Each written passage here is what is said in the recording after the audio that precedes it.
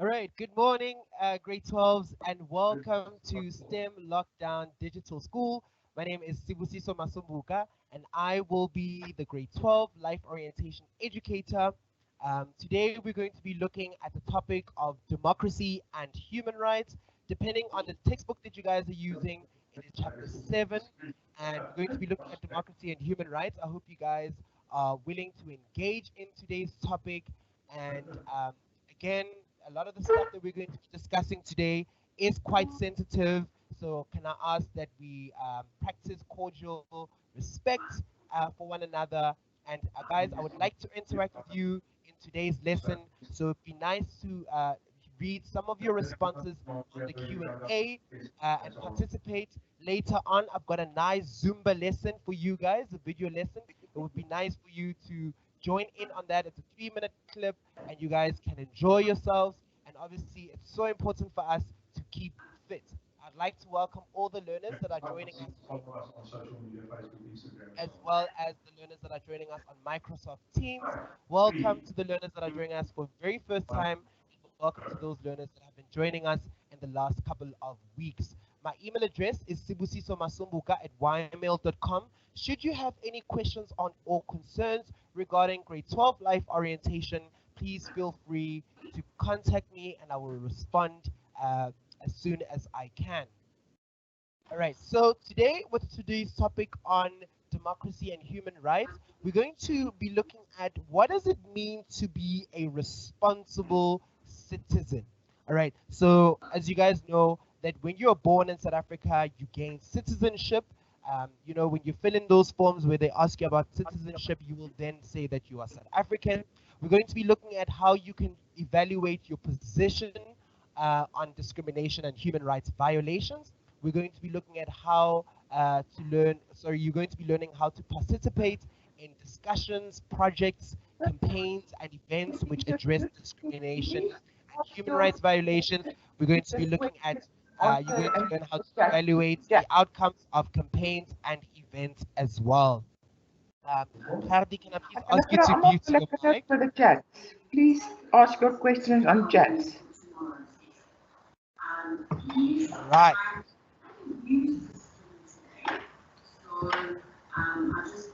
Hello, Hardy. Sorry, I can hear the response from your side. Can I ask you to mute your mic? Muted. Okay, thank you. Thank you so much.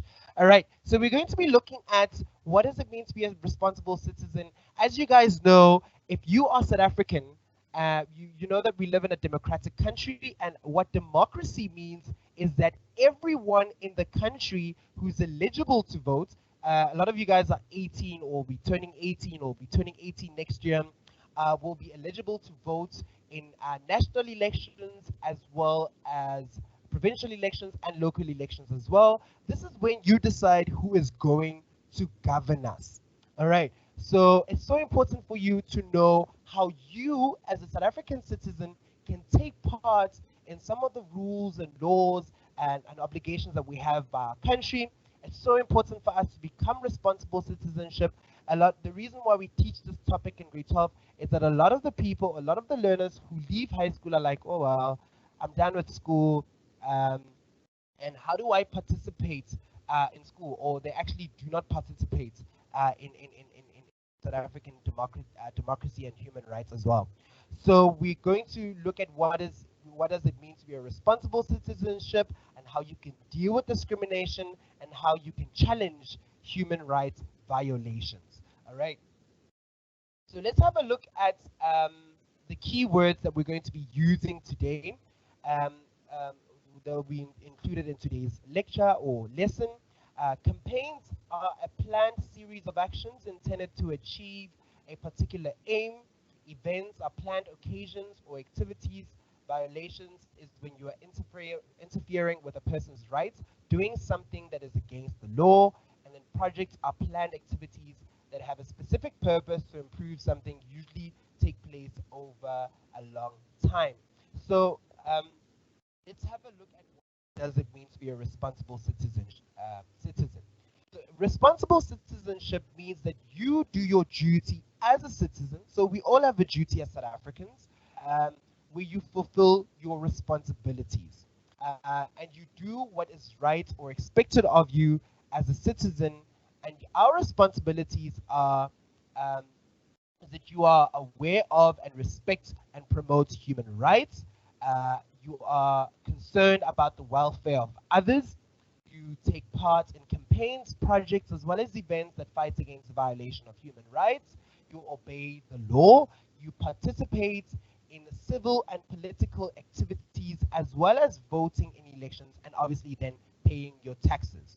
So in our country, you guys know that our government has three levels. We've got local government, which has to do with mayoral and metropolitan areas, and then the provincial government, which has to do, you guys know that we have 9 provinces in our countries. That is where you have the premier as well as their MECs who look after or who govern that province, and then you have the national government, which then includes the president and his ministers and the cabinet, and obviously the judicial system, which is then our law. Just to give you a bit of insight, in South Africa, we've got two capital cities. We have got Cape Town, which is the legislative city of our country. That is where Parliament is, and we all know that in Parliament, that's where all the rules and the laws are made. And then Pretoria is our administrative city, where they deal with a whole lot of administrative stuff. If you want to apply for your visa, a lot of the agencies are there. Um, so let's have a look at human rights violations. All right. The reason why we're teaching you this as well is an understanding that in South Africa we have a constitution and we have rights, and the constitution is the highest law in the country, and nobody, not even the president, is above the law. All right, let's have a look at evaluating your position. So when we say you evaluate your position, is that we're looking at how do you find your position, your stance on discrimination and human rights violation. It says here, if you evaluate your position on discrimination and human rights violation, you critically analyze your own viewpoints, all right, behavior, opinions, and attitudes towards these issues. You consider your position by taking the following account. So how you build your stance is by understanding the Bill of Rights. So in our Constitution, we have our Bill of Rights, and our Bill of Rights is the cornerstone of democracy in South Africa. It enshrines the rights of all people in our country and affirms the democratic values of human dignity, equality, and freedom. That is what the values of our Bill of Rights and our Constitution are.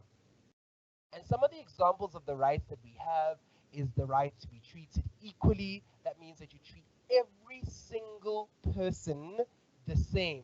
That is disabled people, black, white, colored, pink, orange people, gay, lesbian, straight people, people of different religions, people of different cultures. Everyone in our country should be treated the same. This is our right as South Africans, and this is our right as people who live in South Africa. So you might have a different citizenship, but if you stay in South Africa, you have these particular rights. You also have the rights to dignity and respect and self-respect. We also know that our Bill of Rights denotes Ubuntu, which means that I am because you are. And then the next right that we have is, or some of the other rights that we have, is to have your own opinion and views on how to follow religion, and how to choose on how you express your own ideas. So you guys know that we have freedom of expression, and we're going to be focusing more on that next week. I mean, tomorrow's lesson, more on freedom of expressions. And we also know that you also have to have your own views, by having we have the right to freedom of association as well, and choosing your own culture and being able to practice your own culture. Nothing in the country, nothing in this country should stop you from practicing your cultural beliefs or cultural system or religious beliefs as well. Another right is you have the right to views and opinions freely as long as they do not violate the rights of others. So that also denotes on freedom of expression. And then we have the right to live and work in a healthy environment and the right to be treated fairly at work. We all know that in the Constitution, in terms of being treated fairly at work, we have what we call the Basic Conditions of Employment Acts, the Employment Equity Act, as well as the Labor Relations Act that protect workers as well as the employers as well. And then later on in the year, we're actually going to be looking more on the basic conditions of Employment Act, as well as Employment Equity Act, as well as Labor Relations Act. These were actual questions in last year's prelim exam. We're also going to be one of the other rights that we have is to speak any language of your choice, to have access to basic healthcare, education, sanitation, etc. Some of the rights that we have. So as you guys know, that we live in a diverse country. Um, Desmond Tutu, Archbishop Desmond Tutu says that we live in a rainbow nation, and what this means is that it expresses our diversity in our country. So diversity means being different. It refers to difference or variety about many aspects of being human, such as our cultures, our religion, our belief system, our races, the languages that we speak. We're so lucky to have 11 official languages and to also have them in our curriculum as well. We're also diverse according to our gender, our age, our health status, the place of birth, where we stay. So we're diverse in many, many vast different ways. And because we also, even though we fall part of different religious groups, racial groups, and cultural groups, we also then form what we call subcultures, sub-religion, or subgroups as well. So every human being is unique, and we all have our differences, and we are also similar in many ways, and we must respect our differences at all times. But unfortunately, we have what we call discrimination in our country as well, which is not a good thing, and I'll get into that in just a bit. But just to remind you that in South Africa, diversity mainly refers to the different cultural groups that enrich and bless our country. To accept the honor of diversity, it means that we need to take pride in our own and other people's cultures. We need to agree that everybody does not have the same or look or think alike. We need to respect each other's opinions as well, even if we disagree with each other's opinions. We need to understand, tolerate, and respect different views and experiences, and we need to be willing to learn, work, and live together in peace with diverse people. And again, I said to you that in South Africa, our constitution also denotes what we call Ubuntu. And what Ubuntu does is that it promotes respect for diversity. Ubuntu is an African philosophy that is based on care, understanding, our connectedness to each other, our shared humanity, as well as the desire to understand and respect each other. But like I said, because we're so diverse, being in such or living in such a diverse culture or country can bring a lot of um, discrimination. And the opposite of discrimination is uniformity, being the same. All right. I mean, the opposite of diversity is uniformity, which means being the same. So let's look at what discrimination is. Discrimination is when you treat people unfairly or differently. All right. When you discriminate, you deny people of their rights, which also is a part of human rights violations. You deny people of their power as well as their privileges.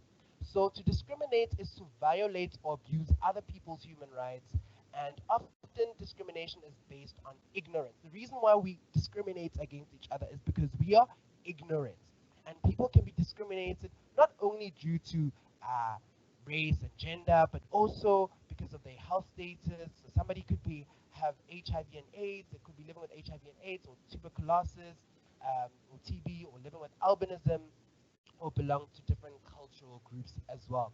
Now, on the screen here, I've got the different types of discriminations that we have in our country. And like I said, it's so important for us to learn about these different discriminations, and to also learn about people's different cultures, not only to just find it interesting, but to also make sure that we do not, or that we have knowledge and we are able to understand and accommodate the different types of people and they different diverse natures. So we've got the first type of discrimination is the disability discrimination. So as I told you in the previous lessons, that people who are living with disabilities, I actually don't like using the word disability. I actually like using the word differently able, because disability kind of says that they can't do certain things. And in my understanding, people who are living with disabilities can actually do quite a a lot of things. They just have limitations. So with the disability discrimination, this is when you are treated badly because of your disability, and then gender discrimination is to treat people unfairly and differently because they are male or female.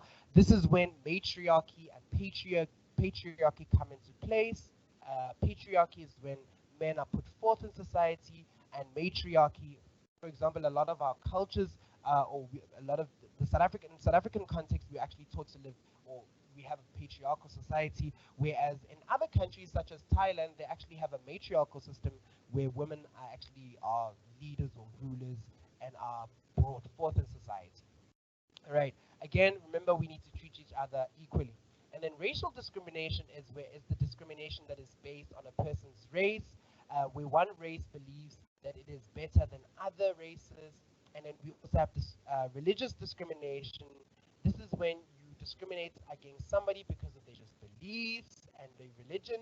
And then we also have discrimination of sexual orientation.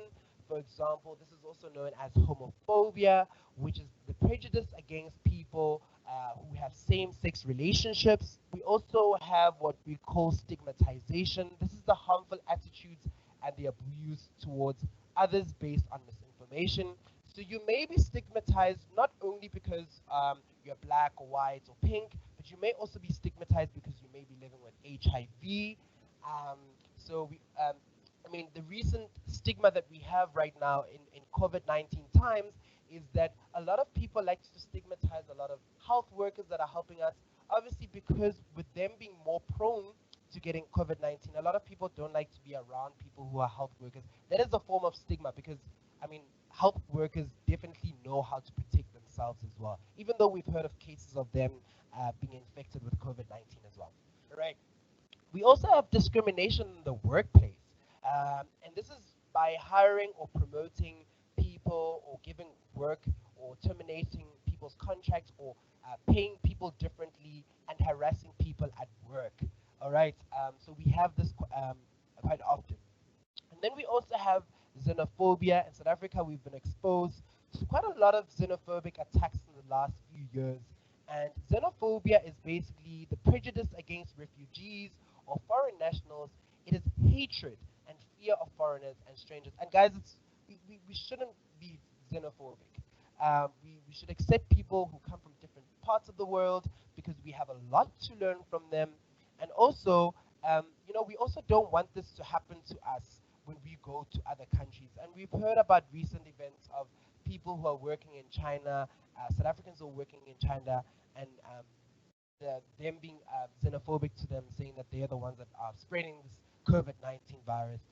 And then we've got bias as well, which is the influence in an unfair way to have a preference for or a favor to a group of people or an idea, not based on the facts or fairness, and to show favoritism as well. So I hope you guys understand some of these types of discrimination, and we're going to be discussing it further as we're talking about the human rights violations. All right. Now let's look at the nature and the source and the impact of discrimination. Bias, prejudice, discrimination, and oppression have a negative effect on individuals, societies, as well as the country.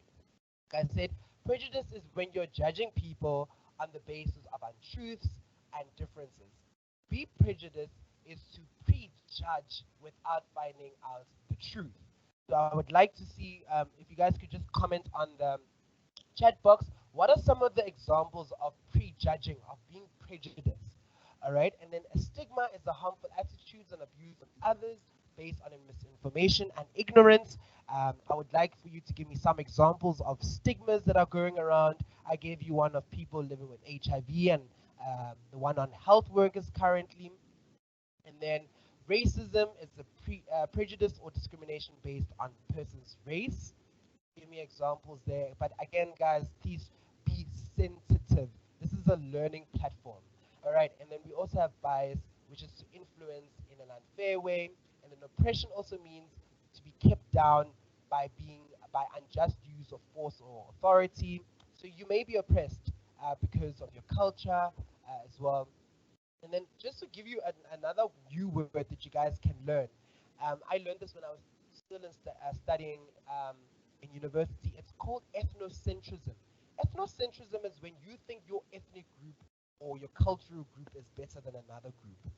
So there's a new buzzword there for you to learn. And then xenophobia, I give you examples of xenophobic attacks. So perhaps you can share some of the xenophobic um, incidences that you've experienced or been exposed to in our country. I'd like to are saying. And then, what other rights do you think we have? I want to find out. I want to check what you guys are saying in the chat box. I want to find out what are some of the rights that we have in our country. Right. Anonymous, there's a question that came up. It says, hi sir, is there a law that protects people to good, fair, and service delivery? Absolutely, there actually is a law. Do you know that if you do not have access to clean water, running water, hospital, education, free education, that you know that your rights are actually being violated by the government? Did you know that? All right. Kyle, thank you for joining us again, Kyle. Kyle says prejudging someone who looks different, like if they try to talk to a girl and get shot down. All right, interesting example there, Kyle. Thank you so much for taking part, guys. Very interesting to see some of your responses. I'm just gonna try and share the screen again. All right, we're back in order. All right, let's evaluate your position on discrimination. So this is when you need to find your own stance. Like I said, being a responsible citizen means that you are taking part in events and campaigns, as well as obeying by Teacher, the laws. Rules. Hi, ma'am. sure, your screen is sharing now. Okay. This is when we need to obey by the rules, voting in elections, and pay for our taxes as well. Now, like I said, now you need to create a stance on discrimination, all right, or human rights violation. This means that discrimination means that you discriminate others by treating them unfairly and unequally because they are, or you think they are, or what you think they are, and different from you. And then human rights violation means hurting or disrespecting or acting against somebody's rights. So I want to find out from you, what is your stance? Knowing what our Constitution stands for and its values of dignity and equality and respect, what is your stance on discrimination? What are your thoughts about it? Also, I want to know, what are your thoughts on human rights violation? You know, one of the learners on the chat box said that spoke about not having access to service delivery or such things like education and free healthcare and social welfare services. So I want you to tell me, what is your stance? What is your position on this, on these forms of discrimination? What is your position as an individual? You know, you're in grade 12 now. A lot of you guys are 18, 17 years old. You're going to be, you have South African citizenship. What are your thoughts based on what we've learned and based on your understanding of our rights as well? It would be interesting to read some of your chats or some of your comments later on. So part of being a responsible citizenship or a citizen, sorry, in South Africa also means that you need to take part in discussions and projects as well as events which address discrimination and human rights violation. And a really great example of that is the current Miss Universe, Zuzibini Tunzi, who was also Miss South Africa, um, who is an activist and who campaigns and is in the forefront of gender-based violence, also known as GBV. And she's involved in quite a lot of projects and discussions about gender-based violence in our country because it's such a prevalent thing where men are abusing women in our households, men abusing children, children's rights as well. So we also need to take part in these discussions as well. And we can take part in these dialogues and in these discussions and talks in many different ways.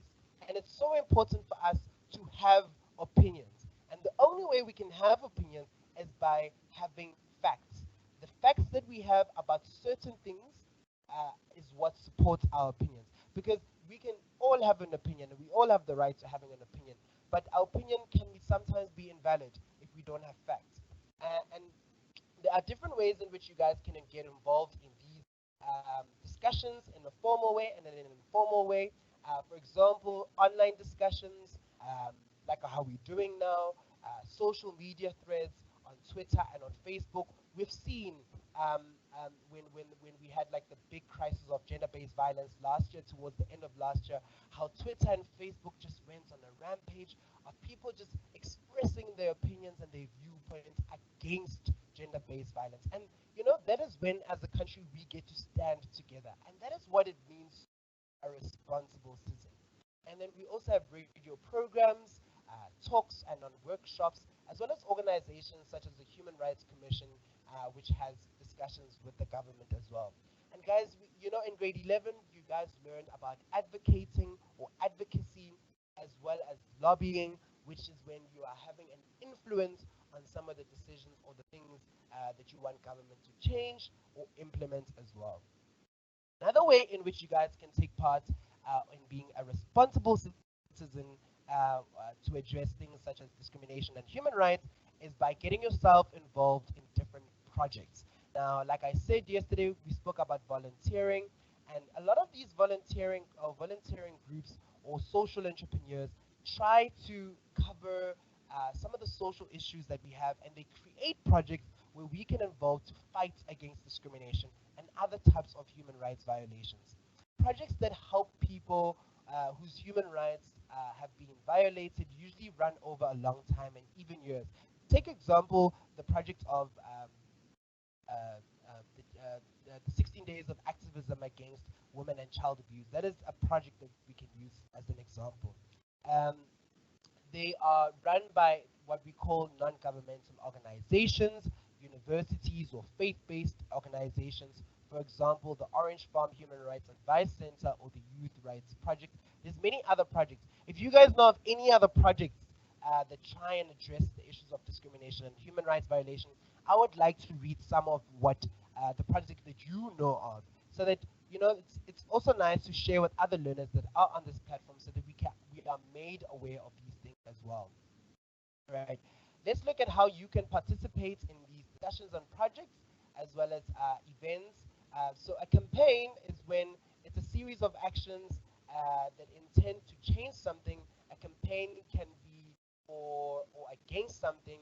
For example, a campaign for more clinics in rural areas, or an anti-drug abuse campaign.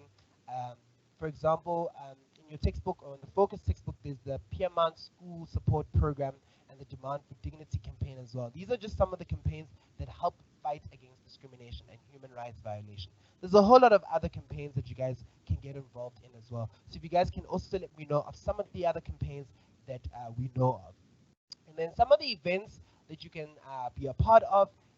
An event is a planned, organized occasion, or activity. It may be a part of a larger human rights campaign or a project.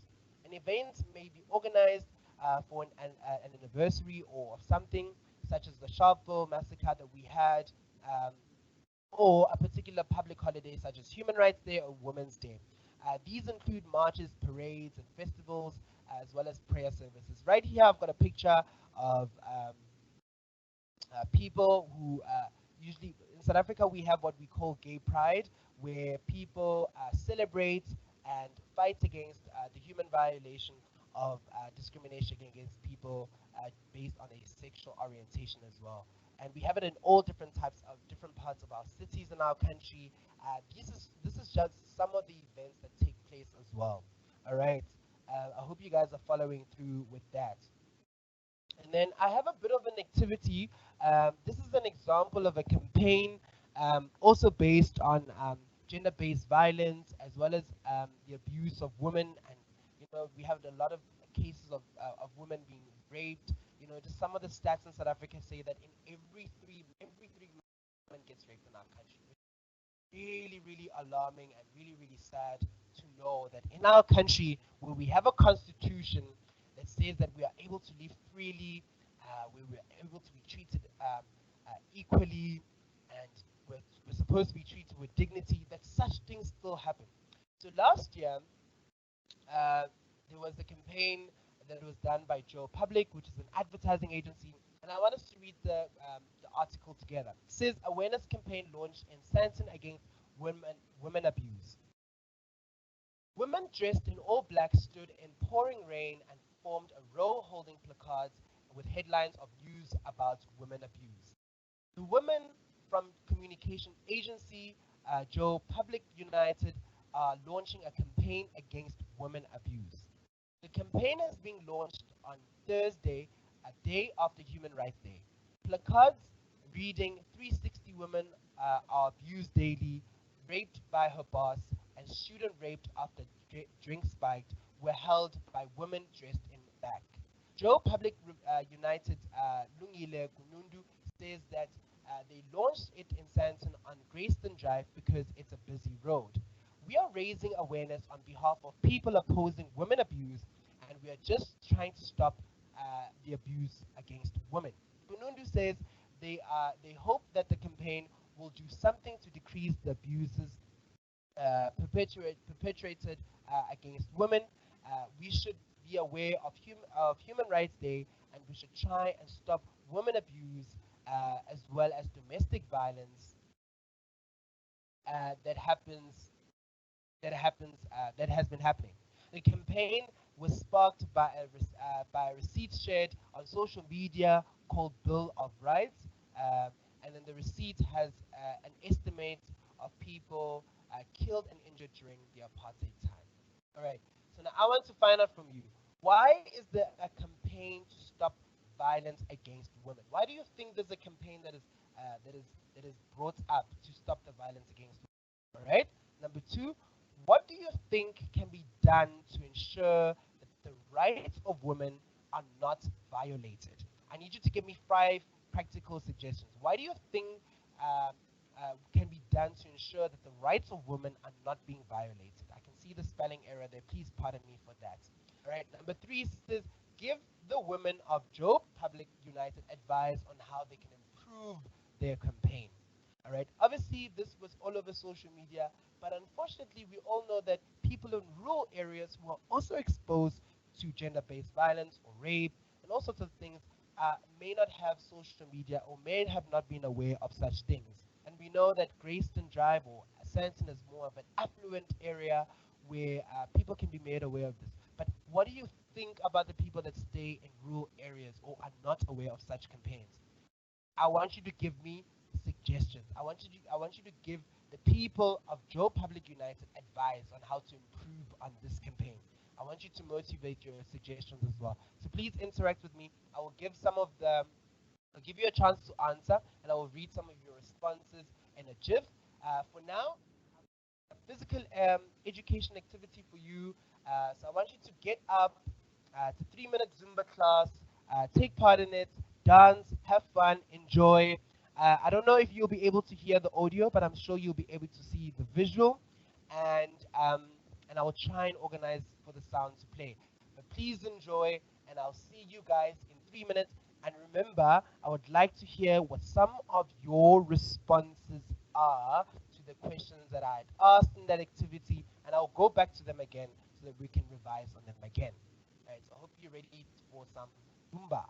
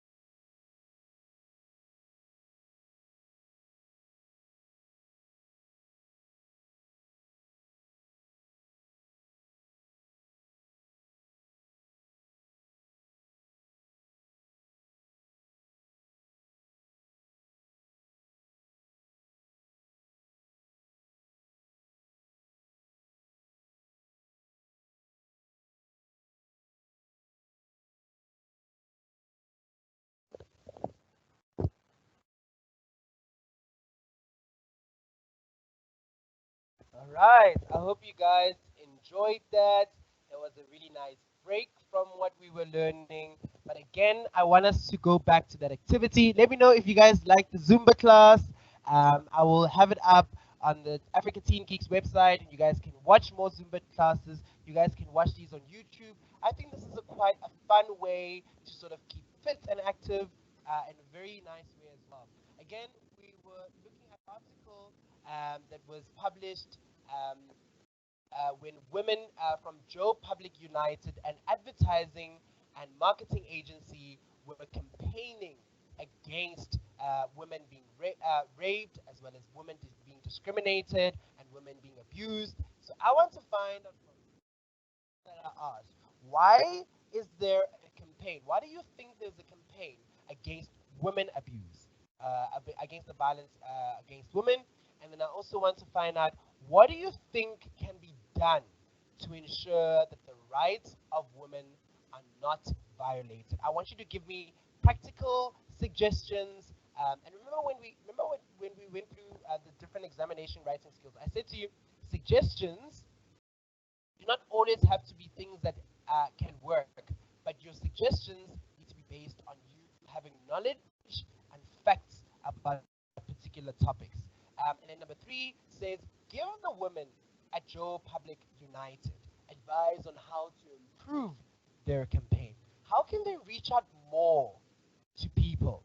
How can um, they as an influential and big and world-renowned advertising and marketing campaign, I mean agency, how can they reach out? How can they fight against women violence, the violence against women? So I want you to let me know what are some of the suggestions, and I'm going to read. You guys might just see a blank screen, but I just want to go and read some of your opinions um, on the chat box. Give me a sec as I am read some of these comments. All right. All right. I see a lot of you guys have Will Nyati. Welcome back. It's good to see you again. Um, all right. Okay. So all right. So let's read what the questions say. All right. I hope you guys can see the screen. Why is there a campaign to stop violence against women? We obviously can say that there is a campaign to stop violence against women because they want to raise awareness about um, this particular issue, human rights violation. They intend to change it. They intend on letting government aware that what they're doing is not necessarily enough, you know. And this is also a form of corporate social investment that a business can also do. These are just some of the possible responses that you guys can have for question one. And then number two says, what do you think can be done to ensure that the rights of women are not being violated? You need to give me 5 practical examples. And then some of the examples that I can think of or that I can think of right now is that um, they need to educate both men and women. They need to enforce this particular topic of human rights violation even more in schools, because a school is a good way for us to learn, or a good place for us to learn. They can have more campaigns on social media, more of these advertisements on television, educating people about their rights, because some people or some women are in relationships or um, particular work settings where they don't know that their rights are actually being violated. So perhaps educating people up more about their rights and more about human violations. Those are just some of the practical suggestions that I can have, but I know you guys are even more brilliant and you guys have better suggestions. And then number three says, give the women of Joe Public United advice on how they can improve their campaign. So I said there that, I don't necessarily campaigning in Santon was quite viable. I'm not going against what they did, but I think them reaching out to people in townships, in rural areas, in remote areas of the country, that I think the campaign would have more effect there. All right, I'm going to go again and read some of your suggestions. 5 minutes to end of session.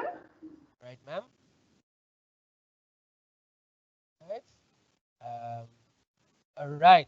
It seems like there's no suggestions, but I hope that you guys found this lesson to be very, very helpful to you guys. And guys, I urge you, if you know of any human rights violations that or human rights that are being violated in your community, in your school, I want you to urge you when you go back to school to start these campaigns.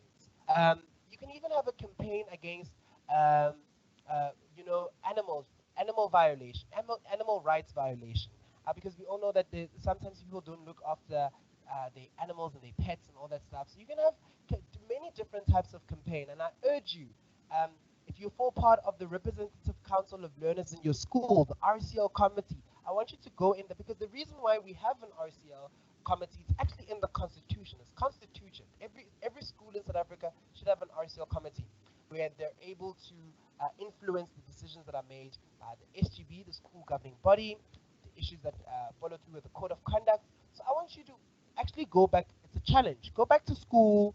Um, Start campaigns. You can even start a campaign on social media. Instead of tweeting about very bad things and all that stuff, you can actually start a youth platform, a project in your own community, an NGO. Yesterday we spoke about unemployment. You could be your own social entrepreneur next year by addressing issues that affect us in our societies. You guys know what you're going through in your own societies, so this is a great way. And these are great and valuable skills that you have been taught about how to become a responsible citizen. And remember, I said to you that being a responsible citizen means that you vote in elections. Guys, that's so important for us to know that when you are eligible to vote, it's so important for you to vote in those elections so that you can have an influence on who rules the country or who runs the country. All right, you need to study those manifestos by the different political parties that we have and see what are the things, what is the vision for our country. You also need to pay our taxes. Yesterday we spoke about taxes, how important it is for us to pay our taxes. It's also important to participate in civil and political activities. Also, it's also important for us to take part in different campaigns, projects, events, and to that fight against violation of human rights. We need to obey the law, and we need to also be aware of our rights and the rights of others, and respect and promote human rights. The takeaway message, particularly, this is one of my favorite quotes by former President Nelson Mandela. It says, "No one is born hating another person because of the color of their skin, or his background, or his religion. People must learn to hate. And if you learn to hate, then you can be taught to love.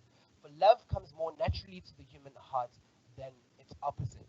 So obviously, this perpetuates what I said earlier, that discrimination. These are the things that we learn in one of the values that we learn as we're young and as we're infants and as we're growing up in our families and in our homes is to respect other people and to love other people. So love and respect comes easier than hating. So that is why it's important for us to respect and acknowledge each other's differences. And another one by Bishop Desmond Tutu, it says that differences are not intended to separate or to alienate. We are different precisely in order to realize our need for one another. So it's important for us to acknowledge our differences, but also see how us being different, we also need each other as well by learning through each other, etc. All right. Please join me tomorrow at 10 a.m. for the grade 12 life orientation lesson. We're going to be discussing more on democracy and human rights. And tomorrow we're going to be looking at the role of media in a democratic society. So we know that the media plays a huge part in us knowing a lot of things. So we're going to be discussing that. Join me tomorrow as we're going to be discussing that. Follow me on Instagram, Twitter, and Facebook, as well as Africa Teen Geeks. Go on their website. You can email me for any queries and join my Google Classroom. Thank you so much for joining me tomorrow. Please let your friends and your families, nieces, cousins, and everybody else that's in grade 12, let them know this awesome platform where you guys can learn and bridge the gap in education during COVID-19. Thank you so much for joining me today. Have a blessed and delightful Tuesday. Goodbye.